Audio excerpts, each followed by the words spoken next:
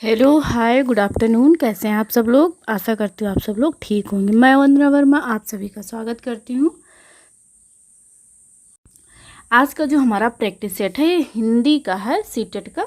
तो इससे पहले हमने कई प्रैक्टिस सेट कर लिए, हिंदी का भी किए हैं, सीडीपी का, संस्कृत का और ईबीएस का। मैथ का हमने प्रैक्टिस सेट नहीं किया। अगर और सारे प्रैक्टिस सेट आप करना चाहते हैं तो चैनल पर जाकर आप लोग उसे ज़रूर कर लें, क्योंकि प्रैक्टिस सेट जो है हमारे लिए बहुत ज़्यादा महत्वपूर्ण होता है। क्यों होता है?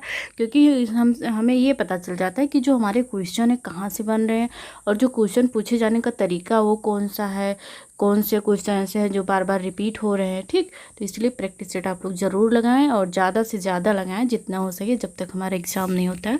चलिए शुरू करते हैं। आज का जो हमारा पहला क्वेश्चन है वो है अष्टछाप के कवि नहीं है। पहला क्वेश्चन क्या पूछा गया है कि अष्टछाप के कवि नहीं है। पहला ऑप्शन है नाभादास, दूसरा ऑप्शन है कृष्णदास, तीसरा ऑप्शन है परमानंद दास और चौथा ऑप्शन है नंददास। सबसे पहले हम लोग अष्टछाप के बारे में बात कर लेते हैं। तो अष्टछाप की जो स्थापना है वल्लभ चार्य के पुत्र गोस्वामी विट्ठलनाथ ने 1565 ईस्वी में किया था। इन्होंने जो विट्ठलनाथ थे इन्होंने अपने पिताजी के 4 शिष्य लिए और 4 शिष्य अपने मिलाकर 8 शिष्यों को मिलाकर अष्टछाप की स्थापना की थी। कब की? तो 1565 ईस्वी में की थी। कभी अब यहाँ पर पूछ लिया गया है कि इसमें कवि कौन सा अष्टछाप के कवि नहीं है। कभी कभी पूछ लिया जाता है कि मतलब हैं, इस प्रकार पूछ लिया जाता है कि इसकी स्थापना किसने की थी और कवियों की संख्या कितनी है। तो कवियों की संख्या जो है 8 है। हमें अष्टछाप है तो अष्ट से ही पता चल जा रहा है कि 8 है, क्योंकि 8 कवियों के उस पर ही इसका नाम अष्ट पड़ा है ना, अष्टछाप कवि। तो इसकी स्थापना किसने की? तो वल्लभाचार्य के पुत्र गोस्वामी विट्ठलनाथ ने किया था 1565 ईस्वी में। कितने इसमें कवि हैं? तो 8 कवि हैं। 8 कवियों को नाम याद करने के लिए मैंने एक ट्रिक बनाई है। आशा करती हूँ आप लोगों को पसंद आएगी ट्रिक। तो ट्रिक क्या है? ट्रिक ये है कि कुसुन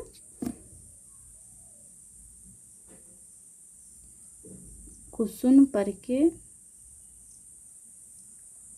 गोछी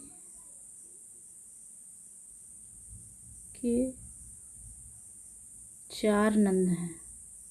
मतलब कि कुसुनपुर एक गांव है, उस गांव में एक बहू है जिसका नाम गोछी है। उसके कितनी नंद है? उसकी 4 नंद है। हमारा ट्रिक क्या है? कुसुनपुर के गोछी के 4 नंद हैं।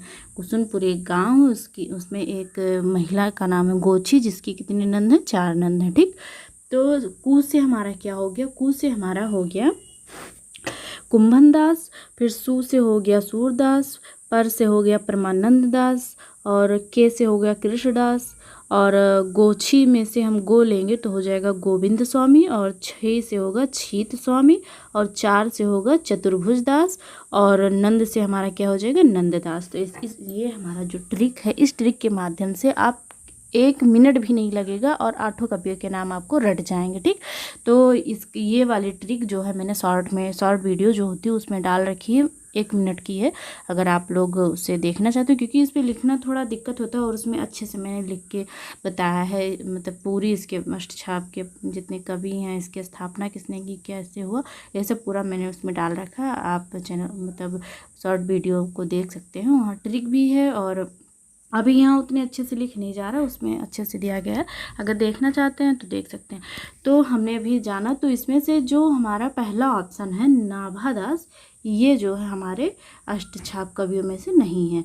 अष्टछाप कवि कौन कौन से हैं दोबारा देखते हैं हम लोग। कुंभन दास, सूरदास, परमानंद दास, कृष्णदास और गोविंद स्वामी, छीत स्वामी, चतुर्भुज दास और नंददास। तो ऑप्शन नंबर ये हमारा सही हो जाएगा, क्योंकि बाकी जो तीनों ऑप्शन है ये तो हैं अष्टछाप कवि, लेकिन नाभादास जो है अष्टछाप कवि नहीं है। अगला क्वेश्चन हमारा है आचरण की सभ्यता किसका निबंध है? आचरण की सभ्यता किसका निबंध है? महावीर प्रसाद द्विवेदी जी का है, या सरदार पूर्ण सिंह का है, या रामचंद्र शुक्ल का है, या पदम सिंह का है? तो जो आचरण की सभ्यता निबंध है, इसके जो रचयिता है वो सरदार पूर्ण सिंह है। सरदार पूर्ण सिंह की रचना है ये। आचरण की सभ्यता।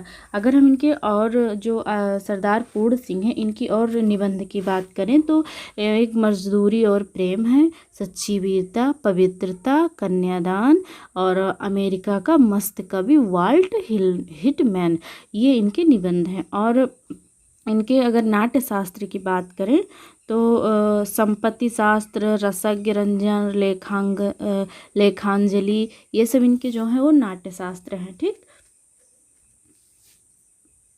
अगर हम महावीर प्रसाद द्विवेदी जी के निबंध की बात करें तो उनके निबंध का नाम मुझे मेरे मित्रों से बचाओ, दयानंद सरस्वती मर गए।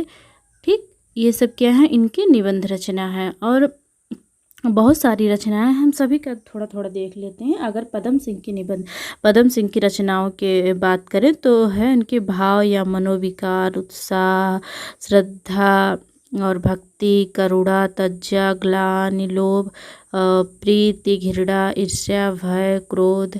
कविता क्या है तो और बहुत सारी हैं लोगों की। अगर हम रामचंद्र जी की देखें तो रामचंद्र शुक्ल जी की तो हो गया धर्म भूमि, कर्म भूमि, और काव्य में लोकमंगल, साधना अवस्था, काव्य में रहस्यवाद, काव्य में अभिव्यंजनावाद, ये सब हमारे रामचंद्र शुक्ल जी की रचना है। तो हमने मोटा मोटा चारों कवियों की निबंध रचना देख ली है, जो कि मतलब रामचंद्र शुक्ल जी का भी पूछा गया है।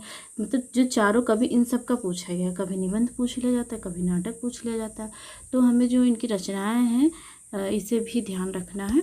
आशा करती हूँ समझ में आया होगा। आगे बढ़ते हैं हम लोग। तीसरा क्वेश्चन है कि जो वाणी द्वारा व्यक्त ना किया जा सके, जो अनेकार्थी शब्द होता है, मतलब अनेक शब्दों के लिए एक शब्द जो होता है, वो वाला क्वेश्चन है ये।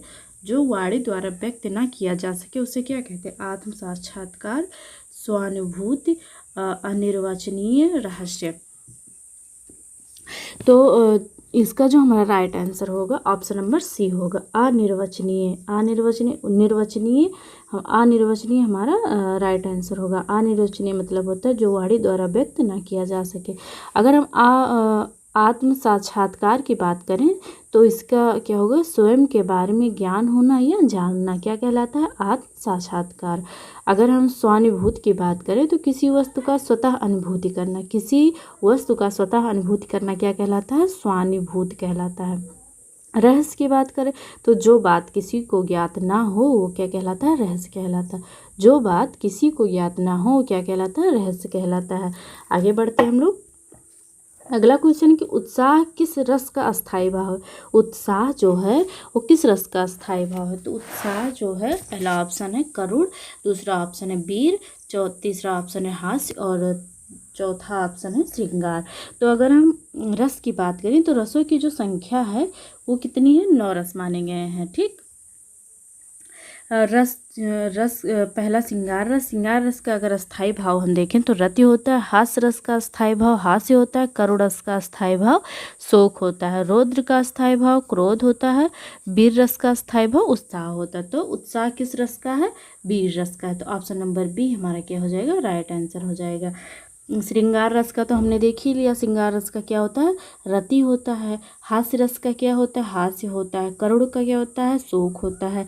अगर 9 रस की हम बात करें तो कौन कौन से हैं?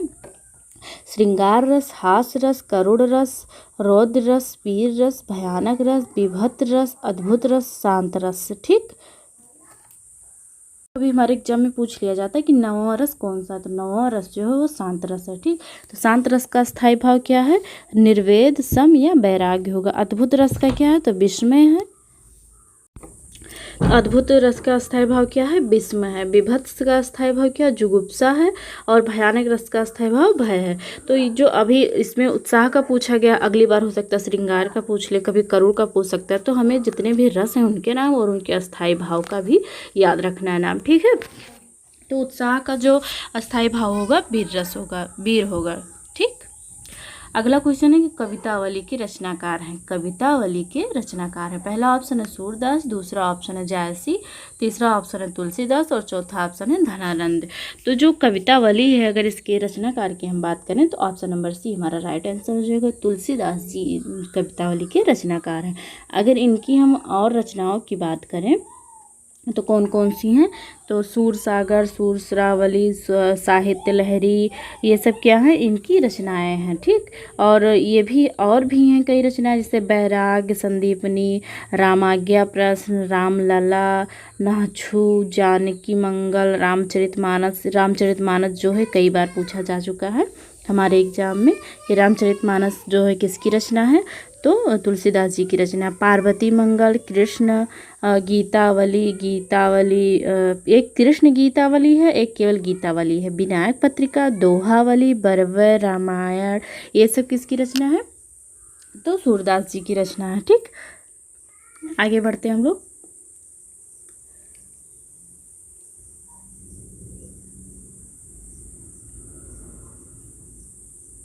दोबारा देख लेते हैं क्योंकि कहीं मैंने सूरदास जी का नाम ले लिया है, कहीं तुलसीदास जी का। दोबारा देखते हैं, शायद कुछ गलत बोल दिए।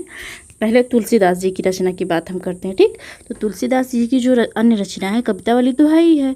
अगर हम अन्य की बात करें तो एक बैराग संदीपनी है, रामाज्ञा प्रश्न है, राम लला नाछू, जानकी मंगल, रामचरितमानस, पार्वती मंगल, कृष्ण गीतावली और गीतावली, विनय पत्रिका, दोहावली, बरवे रामायण, ये हमारे तुलसीदास जी की रचना है।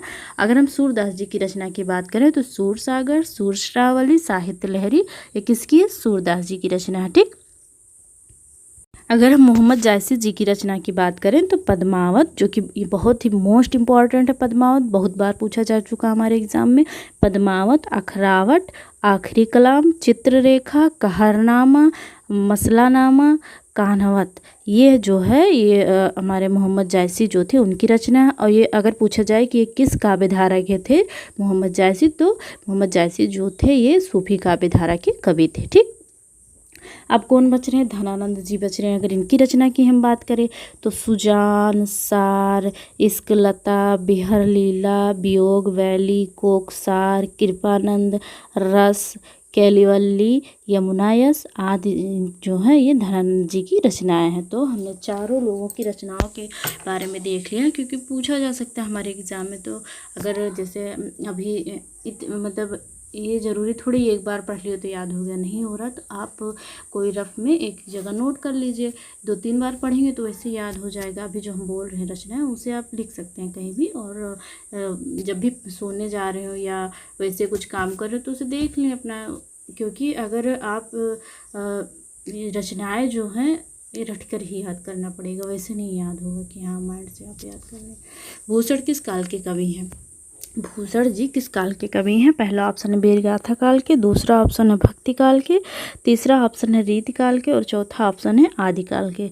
तो जो भूषण महोदय थे ये रीति काल के कवि थे, तो ऑप्शन नंबर सी हमारा राइट आंसर हो जाएगा। ठीक, अगर हम रीति काल की बात करें तो रीति काल नहीं, इनकी बात करते हैं भूषण जी की। तो भूषण जी का अगर हम देखें जन्म तो इनका 1613 में जन्म हुआ था और 1715 ईस्वी में इनकी मृत्यु हुई थी। ठीक, अगर इनके आचार्य की बात करें तो चिंतामणि इनका आचार्य का नाम था। आगे बढ़ते हम लोग। विनय पत्रिका की भाषा कौन सी है? अवधी है, खड़ी बोली है, अपभ्रंश है या ब्रज भाषा है? तो विनय पत्रिका की जो बोली है वो कौन सी है? तो ब्रज भाषा है। तो ऑप्शन नंबर सी हमारा राइट आंसर हो जाएगा। अब ब्रज भाषा जो है विनय पत्रिका वो रचना किसकी है? तो वो किसकी है? गोस्वामी तुलसीदास जी की, जो कि अभी मैंने आप लोगों को बताया है। तो विनय पत्रिका किसकी रचना है? ये गीत काव्य है तुलसीदास जी की। तो विनय पत्रिका एक गीत काव्य जो कि ब्रज भाषा में रचित है और इसके जो रचयिता है कौन है? तुलसीदास जी हैं। यहाँ से क्वेश्चन कुछ भी पूछा जा सकता है, जैसे अभी मैंने बताया कि इसके जो रचनाकार हैं कौन है? तुलसीदास जी हैं। ये किस प्रकार का काव्य है? तो गीत काव्य है। किस भाषा में लिखा गया है? ब्रज भाषा में लिखा गया है। ठीक, और इसका जो मुख्य रस है कौन सा है? तो भक्ति रस है। अगर पूछा जाए कि अरे ये किससे संबंधित, तो राम जी से संबंधित। तुलसीदास जी ने राम के दरबार में अर्जी रखने के रूप में विनय पत्रिका की रचना की थी। ठीक, आगे बढ़ते हैं हम लोग। आशा करती हूँ समझ में आ रहा होगा। टा वर्ण जो है ये किस प्रकार के व्यंजन है? टा वर्ण किस प्रकार के टा वर्ग में किस प्रकार के व्यंजन आते हैं। तो ये वाला जो वर्ग वाला है, क्योंकि यहाँ से क्वेश्चन हमेशा बनता है। जो स्पर्श व्यंजन हमारे 25 हैं, तो इन्हें 5 वर्गों में बांटा गया है। तो इन 5 वर्गों में कौन कौन से वर्ण कहाँ पर हैं, ये हमारे एग्जाम में आ जाता है। तो इसके लिए मैं एक शॉर्ट वीडियो डाल दूँगी यूट्यूब पे, आप लोग उसे देख लीजिएगा। 1 मिनट का रहेगा, ज़्यादा टाइम भी नहीं लगेगा और समझ में आ जाएगा आप लोगों को। वैसे ही हम बता दे रहे हैं। अगर हम टा वर्ग की बात करें तो टा वर्ग का अगर हम उच्चारण स्थान देखें तो मूर्धन्य है। ठीक, अगर टा वर्ग में जो वर्ण है उन्हें देखें कौन कौन सा वर्ण आता है, तो टा, ठ, ड, ढ और अड़ा, ये उसके आते हैं। अब स्पर्श व्यंजनों की संख्या पूछी जा सकती है, तो 25 है। इसमें वर्ग कितने हैं, तो 5 वर्ग हैं। 5 वर्गों में 5 वर्ण होते हैं। अब एक होता है का वर्ग, चा वर्ग, टा वर्ग, ता वर्ग, ना वर्ग और पा वर्ग। ठीक, 5 वर्ग हो गए हमारे। इसके बारे में हम शॉर्ट वीडियो में डाल देंगे, क्योंकि वैसे समझाना आप लोगों को शायद समझ भी ना आ रहा हो। और जब मतलब लिखा देखेंगे फिर पढ़ेंगे तो ज़्यादा अच्छे से समझ में आएगा। तो इसका जो हम देखें कौन सा उच्चारण स्थान है, तो मूर्धन्य है। तो ऑप्शन नंबर सी हमारा राइट आंसर हो जाएगा। ठीक, आगे बढ़ते हैं हम लोग। अंधेर नगरी के लेखक हैं, अंधेर नगरी चौपट राजा। इसके जो लेखक हैं कौन है, पहला ऑप्शन है प्रताप नारायण मिश्र, दूसरा ऑप्शन है हरिकृष्ण प्रेमी, तीसरा ऑप्शन है भारतेंदु हरिश्चंद्र और चौथा ऑप्शन है राम कुमार वर्मा। तो इसके जो रचयिता हैं कौन है अंधेर नगरी के, तो भारतेंदु हरिश्चंद्र जी हैं। एक नाटक है। ऑप्शन नंबर सी हमारा राइट आंसर हो जाएगा।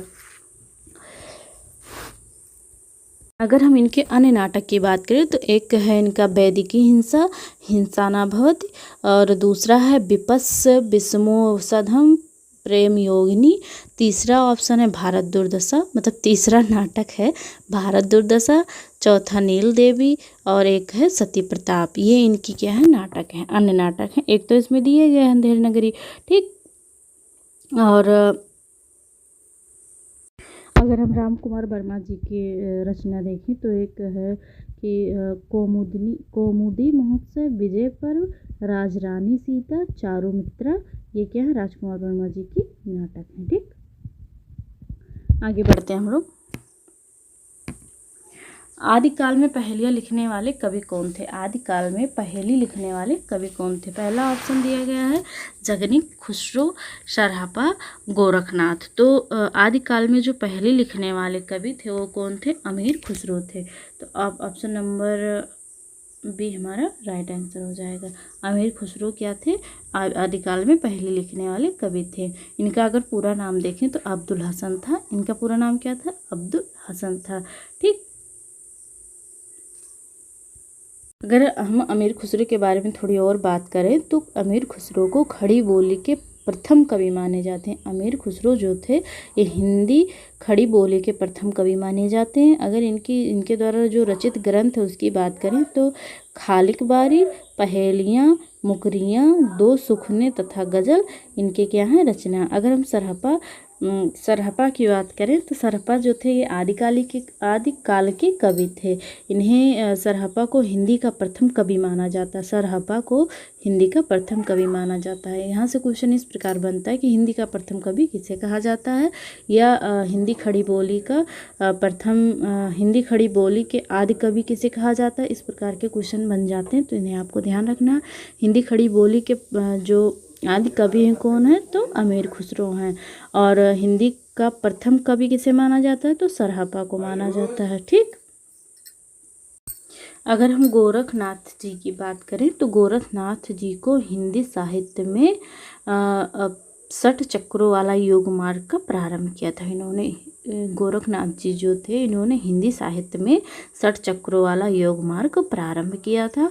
और जगनिक जो थे इन्हें आदिकाल के रासो साहित्य परंपरा का कवि हैं। जगनिक कौन है, तो आदिकाल के रासो साहित्य परंपरा के कवि हैं। जगनिक जो हैं ये परमाल रासो नामक वीर रस युक्त ग्रंथ की रचना की, जिसे आला खंड के नाम से भी जाना जाता है।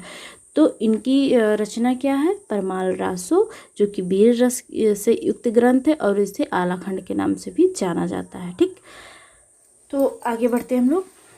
चारों कवियों का हमने देख लिया है थोड़ा थोड़ा। इसे मैंने पूरा ले लिया है इसमें, क्यों सॉरी कहाँ गया, क्योंकि जब समझाना होता है ना तो वो बताने, जब आप लोग लिखा देखते हैं तो ज़्यादा समझ में आता है, लेकिन ऐसे बताने में थोड़ा, या तो लिख के बताएं तो तो इस पे लिखना भी थोड़ा दिक्कत है, क्योंकि बड़ा बड़ा लिख जाता, पूरा आता भी नहीं है। तो इसलिए मैंने इसमें थोड़ा समझाने वाला था तो पूरा ले लिया है। पेड़ से बंदर कूदा वाक्य में कौन सा कारक है? पेड़ से बंदर कूदा वाक्य में कौन सा कारक है? पहला ऑप्शन है अपादान कारक, दूसरा ऑप्शन है कर्म कारक, तीसरा ऑप्शन संप्रदान कारक और चौथा ऑप्शन है करण कारक। तो जो बंदर है वो पेड़ से अलग हो रहा है, जहाँ अलग होने का अर्थ प्रकट हो वहाँ कौन सा कारक होता है? वहाँ अपादान कारक होता है। अपादान कारक का अगर हम कारक चिन्ह देखें तो उससे अलग होना, मतलब जैसे अभी पेड़ से बंदर कूदा, छत से बिल्ली कूदी और पेड़ से पत्ता गिरा, तो जहाँ अलग होने का अर्थ आएगा वहाँ पर हम अपादान कारक का प्रयोग करेंगे। अगर कारक चिन्ह की बात करें तो उससे अलग होना इसका कारक चिन्ह है। अब हम देख लेते हैं कि जो हमारे कारक हैं और कारक चिन्ह कौन कौन से हैं। कर्ता कारक का कारक चिन्ह क्या है? ने है। ठीक, कर्ता ने, ऐसे याद कर लो, कर्ता ने कर्म को करण से द्वारा संप्रदान के लिए और को के लिए अपादान से अलग होने के संबंध में संबंध का की के रारी रे। ठीक, आगे देखते हैं हम लोग। अधिकरण का देखें तो अधिकरण जो होगा में पर, संबोधन है आजी हो, ये हमारे कारक चिन्ह हो गए और कारक चिन्ह हो गए। अगर आप लोग इसे मतलब याद करना चाहते हैं तो स्क्रीनशॉट ले लीजिए, कोई बात नहीं। कैसे याद करें आप लोग? कर्ता ने कर्म को करण से संप्रदान के लिए अपादान से अलग होने के अर्थ में या संदर्भ में संबंध का की के रारी रे, अधिकरण में पर, संबोधन हे अरे ओ जी, मतलब जहाँ पर किसी चीज़ का किसी को संबोध करने का बात हो रहा हो वहाँ पर संबोधन लगाएंगे। तो जैसे अभी हम बोल रहे हैं, अगर 2-3 बार ही आप लोग ऐसे बोल के याद कर लेंगे तो याद हो जाएगा तुरंत। ठीक, आगे आशा करती हूँ समझ में आया होगा। तो इसका जो हमारा राइट आंसर होगा ऑप्शन नंबर ये हो जाएगा। आगे बढ़ते हम लोग। अभी वहाँ पर उत्साह देखिए, रस से हमारे 2 क्वेश्चन हो चुके हैं। एक कभी पूछा गया था कि उत्साह जो है उसका अस्थाई भाव क्या होगा, और इसमें पूछा गया है श्रृंगार रस का अस्थाई भाव क्या होगा। तो हमने पहले ही आप लोग बताया, लेकिन यहाँ पर हम लिख के दिखा दिए, मतलब यहाँ पूरा ले लिए हैं, तो इससे आप लोग को पता चल जाएगा कि जो रस हैं और अस्थाई भाव हैं, इसे स्क्रीनशॉट ले लीजिएगा और आप इसे याद कर लीजिएगा, क्योंकि यहाँ से क्वेश्चन बना हुआ है। अभी आप देख लीजिए 2 क्वेश्चन हो गए, और ये जो हमारा जो हम प्रैक्टिस सेट कर रहे हैं ये हमारा प्रीवियस ईयर क्वेश्चन ही है। 2000 हम जो ये प्रैक्टिस सेट लगा रहे हैं ये 2016 का है, जो पहली मतलब जो 1 से लेकर 5वीं क्लास तक की होता है, मतलब प्रथम पेपर है ये, उसका है 2016 का प्रीवियस ईयर क्वेश्चन है। तो उसमें 2 क्वेश्चन पूछा गया है रस से। तो मतलब इसे ये बहुत ही ज़्यादा महत्वपूर्ण है, क्योंकि ये हमारे एक तो प्रीवियस ईयर क्वेश्चन है और इससे हमें पता चल रहा है कि हमारा क्वेश्चन किस प्रकार बनता है, कहाँ से बनते हैं, कहाँ से ज़्यादा बनने के चांसेस हैं। तो इसीलिए हम कह रहे हैं कि अच्छे से पढ़ें और प्रीवियस ईयर क्वेश्चन सॉल्व करना बहुत ही ज़्यादा ज़रूरी होता है। ठीक, तो हमारा क्या श्रृंगार रस का अस्थाई भाव क्या है? तो श्रृंगार रस का अस्थाई भाव रति है। तो ऑप्शन नंबर बी हमारा राइट आंसर हो जाएगा। अभी हमने रस की बात की, तो श्रृंगार रस का रति होगा, हास्य रस का हास होगा, करुण रस का क्या हो जाएगा? शोक हो जाएगा, रौद्र का क्रोध हो जाएगा, वीर का उत्साह हो जाएगा, भयानक का भय हो जाएगा, और अद्भुत रस का विस्मय हो जाएगा, शांत रस का निर्वेद साम या वैराग हो जाएगा, और वात्सल रस का वात्सलता हो जाएगा, भक्ति रस का ईश्वर विषयक रति हो जाएगा। तो ये हमारे हो गए रस और उनके अस्थाई भाव। अगर आप लोग स्क्रीनशॉट लेना चाहते हैं तो ले लीजिए, इसे याद कर लीजिए, क्योंकि यहाँ से क्वेश्चन बना हुआ है। ठीक, आगे बढ़ते हैं हम लोग। निम्नलिखित में से तद्भव शब्द है। तद्भव मतलब होता है वह शब्द जो संस्कृत के हैं लेकिन बोलचाल में हम लोग प्रयोग करते हैं और संस्कृत में कुछ गड़बड़ी। तद्भव मतलब जो संस्कृत का अशुद्ध रूप है, मतलब संस्कृत से ही आया है लेकिन हम लोग उसका प्रयोग करते करते उसका जो रूप है उसे बिगाड़ दिए हैं, अशुद्ध कर दिए हैं। तो तद्भव का ये होता है। तत्सम का मतलब ये होता है कि संस्कृत का जो शब्द है वो ज्यों का त्यों ही प्रयोग हो रहा हो तो वो तत्सम कहलाता है। तो इसमें तद्भव पूछा गया है। भ्रमण हमारा तत्सम है, अग्नि हमारा तत्सम है और मस्तक हमारा तत्सम है। ये भी तत्सम, ये भी तत्सम और ये भी। लेकिन जो ये मछली है ये तद्भव, अगर इसका तत्सम पूछा जाए तो मत्स्य होगा। क्या होगा? मत्स्य हमारा तत्सम हो जाएगा। तो ऑप्शन नंबर डी हमारा राइट आंसर हो जाएगा। ठीक, तद्भव शब्द कौन सा है? मछली है। मछली का तत्सम क्या होता है? मत्स्य होता है। ठीक, चौपाई छंद के प्रत्येक चरण में कितनी मात्राएं होती हैं? चौपाई छंद के प्रत्येक चरण में कितनी मात्राएं होती हैं? तो चौपाई के अगर हम बात करें तो ऑप्शन पहले देखते हैं। 24 होती हैं, 16 होती हैं, 11, 13। तो चौपाई जो होता है ये एक तो सममात्रिक छंद है और इसके प्रत्येक चरण में 16 मात्राएं होती हैं और अंत में 2 गुरु वर्ण आते हैं। गुरु वाले वर्ण किस प्रकार होंगे? तो ऐसे बने होते हैं। गुरु वाले वर्ण ऐसे होते हैं। ठीक, ये लघु है, ये लघु का है ये निशान और ये गुरु का निशान है। इसे 2 गिनेंगे, इसको 1 गिनेंगे। ठीक, तो कितनी मात्राएं होती है? 16 मात्राएं होती है। ऑप्शन नंबर बी हमारा राइट आंसर हो जाएगा। अगला क्वेश्चन देखते हैं कि तेरी बरछी ने बर छीने हैं खलन के पंक्ति में कौन सा अलंकार है? तेरी बरछी ने बर छीने हैं खलन के पंक्ति में इसमें अलंकार पूछा गया है। अगर हम पहला ऑप्शन देखें तो रूपक है, दूसरा ऑप्शन अनुप्रास है, तीसरा ऑप्शन श्लेष है और चौथा यमक है। तो इसका जो हमारा राइट आंसर होगा ऑप्शन नंबर डी होगा। अब यमक के बारे में थोड़ा बहुत जान लेते हैं। तो जहाँ पर एक या एक से अधिक शब्द एक से अधिक बार प्रयुक्त हों एवं अर्थ भी प्रत्येक बार भिन्न भिन्न हो वहाँ यमक अलंकार होता है। जैसे यहाँ पर बरबरा, जैसे यहाँ पर आप देखिए यहाँ भी बा रहा है, यहाँ भी बा रहा है, मतलब ये वर्ण जो है बार बार आ रहा है। ठीक, तो यहाँ जब वर्ण है बार बार आए तो वहाँ पर यमक अलंकार होता है। तो इसीलिए हमारा right answer option number D हो जाएगा। अगर हम अनुप्रास अलंकार की बात करें तो जहाँ वर्णों या व्यंजनों की साम्य के आधार पर आवृत्ति हो वहाँ अनुप्रास अलंकार होता है।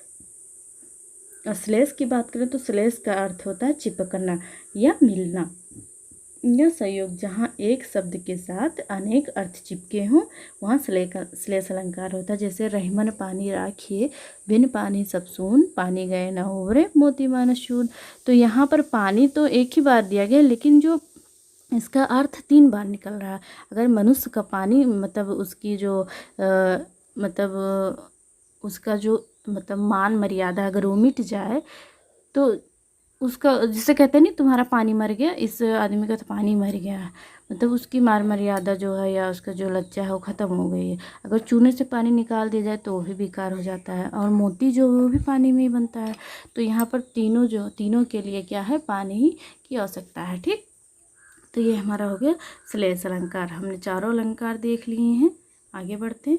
हिंदी प्रदीप पत्रिका का संपादन किया। हिंदी प्रदीप पत्रिका का संपादन किसने किया? पहला ऑप्शन है कि बद्री नारायण चौधरी प्रेमघन, दूसरा ऑप्शन है बालकृष्ण भट्ट, तीसरा ऑप्शन है प्रताप नारायण मिश्र और चौथा ऑप्शन है भारतेंदु हरिश्चंद्र।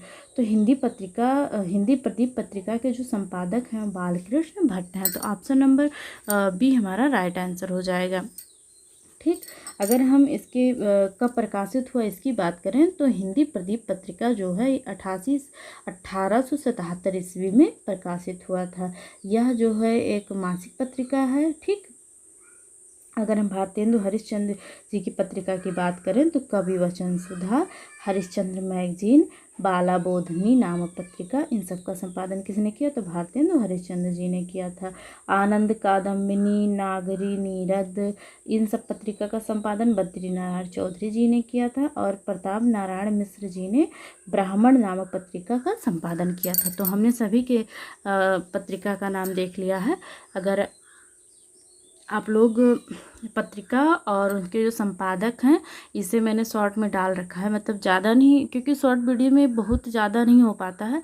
जब टाइप करो ना तो या तो बहुत छोटा छोटा लिखो, तो शायद 7 या 8 पत्रिका दिया मैंने किया है, और उसके आगे मैं डाल दूँगी अगर आप लोग कहें तो पत्रिका और उनके संपादक और कब प्रकाशित हुआ, कहाँ से इसका प्रकाशन होता है, इन सब के बारे में मैं डाल दूँगी, वीडियो शॉर्ट में डाल दूँगी, जिससे आपका टाइम भी बचे और आपको सही जानकारी मिल भी जाए। ठीक, तो इसका जो राइट आंसर होगा ऑप्शन नंबर बी हो जाएगा। हमने इनका भी पत्रिका देख ली है, इनकी भी देख ली है, भारतेंद्र हरिश्चंद्र जी की भी देख ली है। अगर आप लोग मतलब देखना, जैसे अभी बोलने से उतना नहीं, लेकिन आप लिखा देखेंगे या लिखा स्वयं पढ़ेंगे तो ज़्यादा समझ में आएगा। तो मैं अभी कुछ टाइम बाद शॉर्ट वीडियो में डाल दूँगी, पहले भी डाल रखा है, लेकिन थोड़ा और डाल, जैसे 2 4 या 5 ठीक है केवल, तो और 10-12 करके डाल दूँगी, क्योंकि बहुत यहाँ से क्वेश्चन बनता है। ठीक, आगे बढ़ते हैं हम लोग। हिंदी ये तो हो गया। सूर्योदय शब्द का संधि विच्छेद है, तो सूर्योदय शब्द का संधि विच्छेद पूछा गया। पहला ऑप्शन है सूर्यो प्लस उदय, सूर्य प्लस उदय, सूर्य प्लस उदय, सूर्य प्लस उदय। तो सूर्योदय में अगर संधि देखा जाए तो यहाँ गुण संधि है, गुण स्वर संधि है। अगर हम गुण स्वर संधि की देखें कि इसका जो परिभाषा होगा क्या होगा, तो यदि प्रथम शब्द के अंत में ह्रस्व अथवा दीर्घ आ और दूसरे शब्द के आदि ह्रस्व अथवा दीर्घ ई उ री में कोई वर्ण हो, तो अगर आ प्लस ई है, जैसे आ प्लस ई है तो ये हो जाएगा। अगर आ प्लस ऊ है तो वो हो जाएगा। ठीक, तो सूर्योदय में क्या है, सूर्य उदय। अच्छा देखते हैं, अगर आ प्लस री होगा तो अर हो जाएगा। ठीक, ए ओ अरिगी, ये क्या है, इसकी पहचान है, ये वो अरि। तो अगर हम इसका संधि विच्छेद करें तो जो ऑप्शन नंबर बी होगा हमारा राइट आंसर होगा, सूर्य प्लस उदय। ठीक, अब यहाँ से सूर्य से हमारा आ गया और यहाँ ऊ हो गया, तो आ प्लस ऊ मिलकर बनेगा वो। ठीक, तो ये हमारा हो गया सूर्योदय। ऑप्शन नंबर बी हमारा क्या हो जाएगा, राइट आंसर हो जाएगा।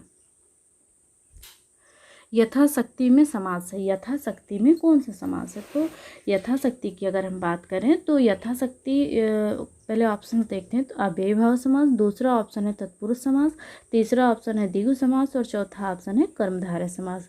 तो यथाशक्ति के अगर हम सामासिक मतलब उसका विग्रह करें तो शक्ति के अनुसार क्या हो जाएगा, यथाशक्ति का शक्ति के अनुसार। तो इसमें है अव्ययीभाव समास, हमारा ऑप्शन नंबर ये राइट आंसर हो जाएगा। अगर अव्ययीभाव समास के बारे में हम थोड़ा बहुत जानें तो अव्ययीभाव समास का अगर देखें तो अव्ययीभाव समास का जो पहला पद होता है वह अव्यय और दूसरा पद संज्ञा होता है। ठीक, और इस प्रकार भी हम याद कर सकते हैं, जैसे जो अव्ययीभाव समास होता है उसमें पहले उसमें उपसर्ग जुड़े होते हैं। अव्ययीभाव वाले अव्ययीभाव समास के जितने भी उदाहरण आप देखेंगे उसमें आगे उपसर्ग लगा रहेगा, जैसे परि, अधि, प्रति, यथा, ऐसे ही क्या होगा उसमें उपसर्ग लगे रहते हैं। ठीक, अगर हम तत्पुरुष समास की बात करें तो इस समास का जो है उत्तर पद जो होता है वो प्रधान हो, उत्तर पद मतलब उत्तर पद माने कि अंतिम पद, पूर्व मतलब पहले वाला और उत्तर मतलब बाद वाला, तो उसका जो अब अंतिम पद होता है वो प्रधान होता है। जैसे गगन चुंबी, तो गगन को चूमने वाला।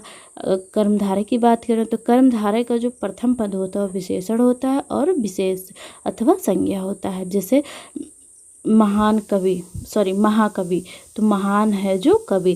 तो जो कर्मधारय समास है, अगर इसकी पहचान की बात करें कि अगर हमें डिफिनेशन याद नहीं है तो हम उसे कैसे मतलब कर पाएंगे, तो जैसे है जो आए या के समान आए, जब हम समान विग्रह करें जो भी शब्द दिया गया हो, तो जब आएगा है जो या के समान या है जो अगर आ रहा है तो वहाँ पर हमारा कर्मधारय समास होगा। इससे आप लोग याद रखिएगा, जैसे महाकवि है तो महान है जो कवि।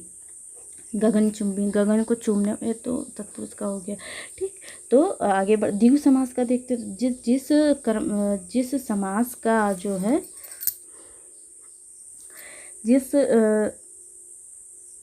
समास में क्या हो कि आगे का जो पद हो संख्या बोधक हो, उसे क्या कहते हैं हम? द्विगु समास कहते हैं। जैसे चौराहा हो गया, चौराहा में चौ आ रहा है, मतलब चार राहों का समूह क्या कहलाता है? चौराहा कहलाता है। अष्टाध्यायी मतलब 8 अध्यायों का समूह अष्टाध्यायी, इसमें 8 आ रहा है।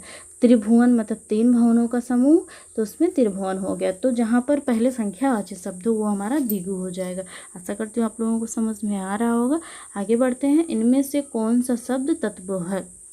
इनमें से कौन सा शब्द तद्भव है? मधुप, तद्भव और तत्सम हमने आपको पहले ही बता दिया है।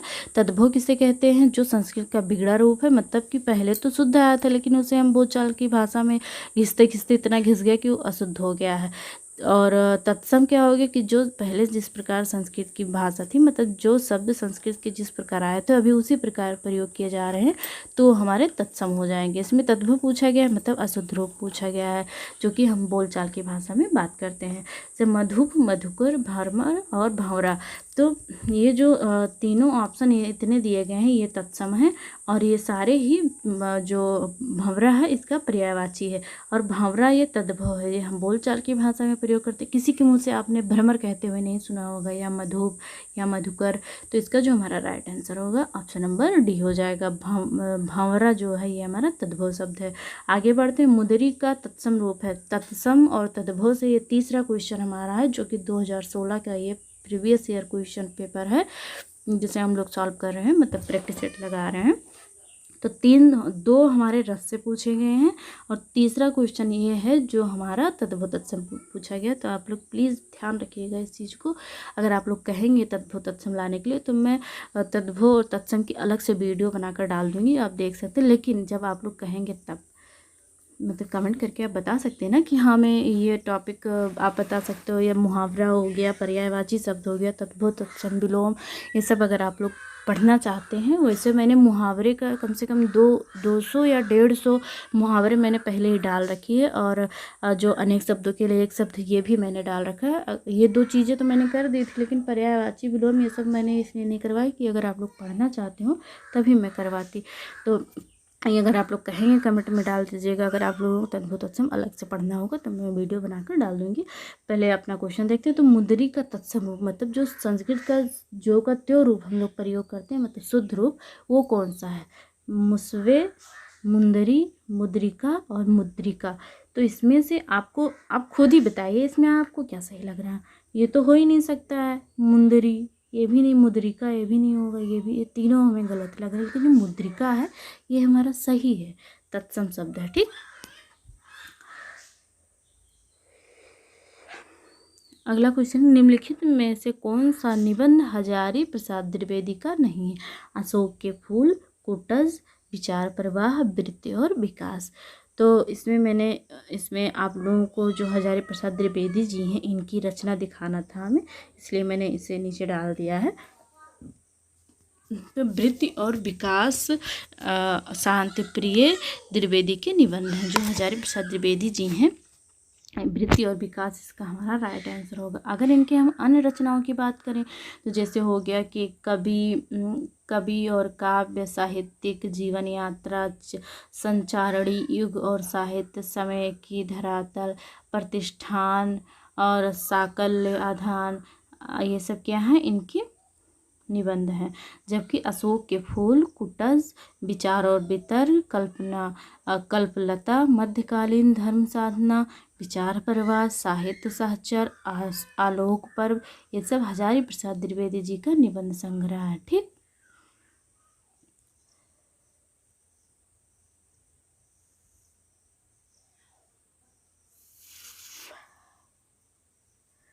तो ऑप्शन नंबर डी हमारा राइट आंसर होगा। ये किसकी रचना है? तो ये शांति प्रिय द्विवेदी जी का है। हजारी प्रसाद द्विवेदी जी के ये तीनों रचनाएं जो हैं ये हैं, लेकिन ऑप्शन नंबर जो डी दिया गया है ये इनकी रचना नहीं है। अब इनकी अन्य रचनाएं देख ली हैं जो कि इनकी रचना है। ठीक, आगे बढ़ते हैं हम लोग। परमाल रासो किसके द्वारा रचित है? ये भी मैंने कर दिया है क्योंकि ये बहुत ही ज़्यादा मोस्ट IMP है, क्योंकि यहाँ पर ये क्वेश्चन हर बार हमारे एग्जाम में पूछे जाते हैं। परमाल रासो किसके द्वारा रचित है? नल्ला सिंह, नरपति नाल्हा, चंद्रबरदाई, जगनिक। तो परमाल रासो जो है वो हमने पहले ही अभी इसके पहले मैंने देखा था, जहाँ सरहपा मतलब जहाँ पहेली वाले कवि पूछे गए थे वहाँ पर मैंने इसकी चर्चा की थी परमाल रासो की।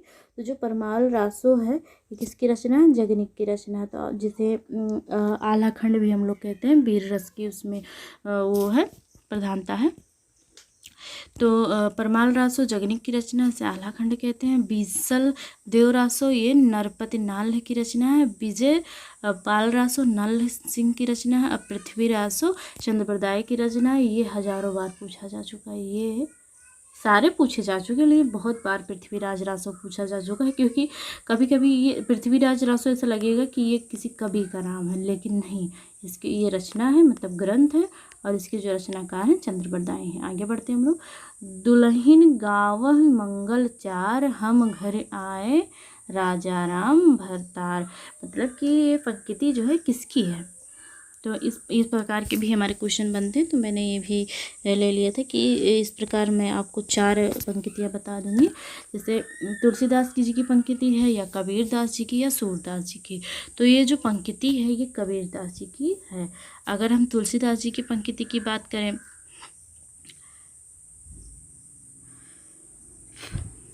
एक पहला तो हमने देख ही लिया है, तुम जिन जानो गीत है यह निज ब्रह्म विचार, ये भी कबीरदास जी की है।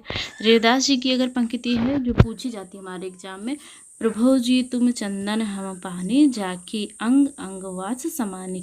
प्रभु जी तुम चंदन हम पानी, जाकी अंग अंग वास समानी। रविदास जी की। अगर सूरदास जी की पंक्ति की बात करें, लड़काई को प्रेम कहो अली कैसे करी छूटत, ये सूरदास जी की पंक्ति है। मृगावती किसकी रचना है? रचना और कवि, यहाँ से बहुत सारे क्वेश्चन बन रहे हैं हमारे सीटेट में, तो प्लीज़ आप लोग जितनी भी रचनाएं याद कर सकते हैं उसे याद कर लीजिए, ठीक? क्योंकि आप लोग खुद ही देख लीजिए, लगातार रचना रचना रचना आ रहे हैं, तद्भव तत्सम ये सब आए हैं, लेकिन उतना नहीं आया जितना कि ये रचना वाले आए हैं। अब तो 10 या 15 नंबर के हमारे गद्यांश और पद्यांश ही आ जाते हैं। तो देखते हैं, मृगावती किसकी रचना है? उस्मान की है, मंझन की है, कुतुबन की है, या जायसी की है? तो मृगावती जो है ये कुतुबन की रचना है। ऑप्शन नंबर सी हमारा राइट आंसर हो जाएगा। आगे बढ़ते हैं हम लोग। निम्नलिखित में से शुद्ध वर्तनी वाला शब्द है। शुद्ध वर्तनी से भी आता है, कभी कवियत्री पूछ लिया जाता है, आशीर्वाद पूछ लिया जाता है, और इसमें अंतर्राष्ट्रीय पूछा गया। तो इन सब शब्दों को आप लोग लिखकर जरूर देख लीजिएगा कि ये सही है कि नहीं। अंतर्राष्ट्रीय, अंतर्राष्ट्रीय मतलब लिखा तो वही है, लेकिन लिखने का जो तरीका है वो गलत, केवल एक ही शुद्ध दिया गया है, बाकी सारे गलत हैं। तो ऑप्शन नंबर ये जो हमारा ये अंतर्राष्ट्रीय, ये सही लिखा हुआ है। ये यहाँ ये जो है ये ता पे लगा हुआ है रा, तो इसलिए ये गलत है। यहाँ पर पूरा रा लिख दिया गया इसलिए गलत है। ये अंतर्राष्ट्रीय लिखा है, ये भी गलत है। तो ऑप्शन नंबर ये हमारा राइट आंसर हो जाएगा। आगे कुआं पीछे खाई का अर्थ चारों तरफ जल ही जल, ये नहीं होगा। रास्ते का बंद होना, दोनों ओर मुसीबत बीच में निकल भागना। तो ऑप्शन नंबर सी हमारा राइट आंसर हो जाएगा, दोनों ओर मुसीबत, ठीक। आगे बढ़ते हैं हम लोग। रामचरितमानस की भाषा क्या है? अब ये बताए कि रामचरितमानस जो है किसकी रचना है? तो रामचरितमानस जो है तुलसीदास जी की रचना है। अगर इसकी भाषा की बात करें हम लोग तो ये अवधी में लिखा गया है। विनय पत्रिका किस में लिखे थे इन्होंने? तो ब्रज में लिखे थे। आदिकाल के लिए वीरगाथा काल नाम किसने प्रस्तावित किया था? आदिकाल के लिए मतलब आदिकाल को वीरगाथा काल किसने कहा?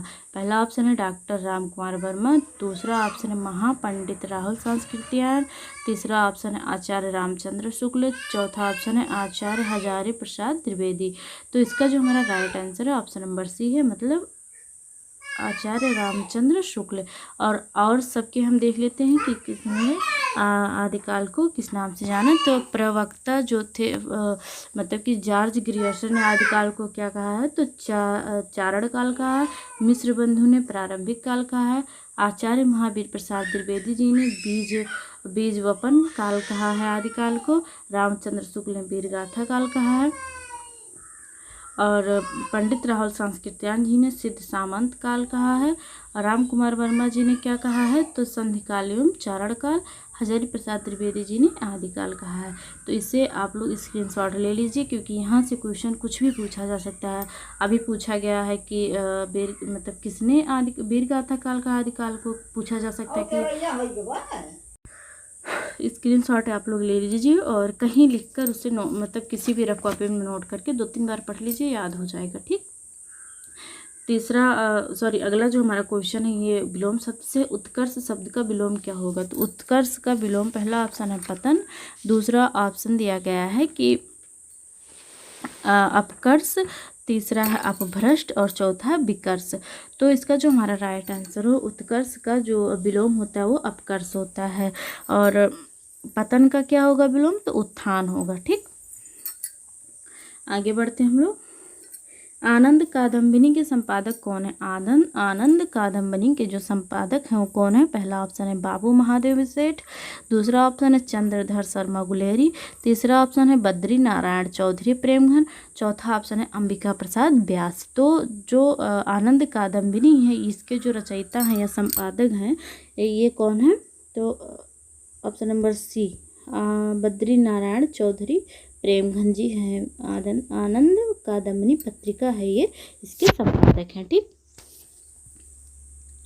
और इसका जो संपादक, अगर ये पूछा जाए कि कहाँ से इसका संपादन हुआ था, जो इसका प्रकाशन होता है कहाँ से होता है, तो मिर्ज़ापुर से होता है। और यह एक मासिक पत्रिका है, मासिक पत्रिका। अगर इनकी अन्य पत्रिका की बात करें हम, तो नागरी नीरद, ये भी मिर्ज़ापुर से प्रकाशित होती है, लेकिन ये साप्ताहिक पत्रिका है। और अंबिका व्यास दत्त द्वारा जो संपादित पत्रिका है वो पीयूष प्रवाह है, जो काशी से प्रकाशित होती है। अगर चंद्रधर शर्मा गुलेरी जी की पत्रिका की बात करें तो समालोचना है, जो कि मासिक है और जयपुर से प्रकाशित होती है। आशा करती हूँ आप लोगों के समझ में आया होगा और अच्छा भी लगा होगा। तो अगर सारे क्वेश्चन आपको अच्छे लगे हो, समझ में आया हो और ऐसा लगा हो कि हाँ ये वीडियो आप लोगों के लिए हेल्पफुल रही हो, क्योंकि प्रीवियस ईयर क्वेश्चन इसमें सारे जो कि 2016 क्या है, अगर आप लोगों को अच्छा लगा हो, ऐसा लग रहा हो कि हाँ इससे हमें फ़ायदा हो रहा है, तो प्लीज़ चैनल को सब्सक्राइब कर लीजिए। पहली बार जुड़ रहे हैं, शेयर भी कर दीजिए, जिससे ज़्यादा से ज़्यादा लोग जुड़े। और कमेंट करके ज़रूर बताइएगा कि आप लोगों को अलग से कोई टॉपिक रिवीजन के तौर पर पढ़ना है, या कुछ भी, चाहे सीडीपी का हो या हिंदी का हो, ईवीएस का हो, संस्कृत का हो, जो भी टॉपिक आप लोगों को ऐसा लगे कि हाँ आपको अलग से पढ़ने की ज़रूरत है, आप लोग कमेंट कर दीजिए, मैं ज़रूर उस वीडियो को लेकर आऊँगी। और चलिए मिलते हैं हम अगली क्लास में। आज के लिए बाय बाय, मिलते हैं अगली क्लास में।